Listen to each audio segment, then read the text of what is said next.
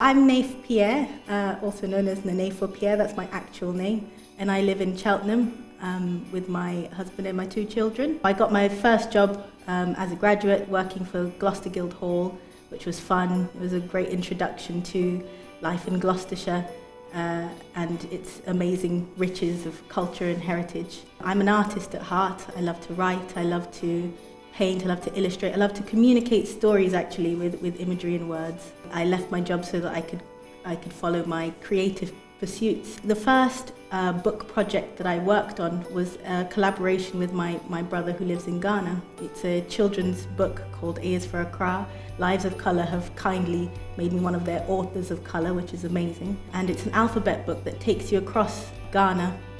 So it's a great introduction to phonics and the alphabet, but also it's the cheapest ticket you'll ever get to travel to Ghana. I remember being a child in the 80s and there was nothing. And I used to look at Ariel, the fantastic mermaid princess, and go, oh, I don't have red hair and I don't have pale skin, and that must mean that I'm not beautiful.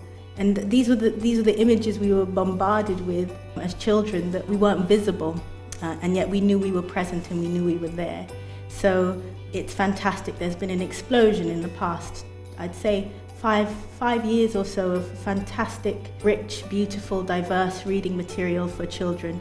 And the wonderful thing is that everyone can enjoy it. It doesn't matter what your skin color is, you will enjoy books that celebrate things that you don't know about, because we're all essentially curious. I think that's the heart of it. I remember attending the Winchester Writers' Festival in 2017 and presenting my book A is for Accra to a leading editor for a publishing house. What tends to be the trend for children's books is you get lots of, I suppose, white protagonists and lots of animals. And when I asked him why he wasn't publishing these books, he said they're quite niche. And I thought, well, we self-published this book, and actually we're selling it, and this is just off our own backs. We're able to sell this book. I think that the publishing houses, the institutions of publishing are really slow. They're the gatekeepers, and they are responding now to popular demand, because as the more we educate ourselves, the more we do ask these questions. Well, why aren't there enough books for me to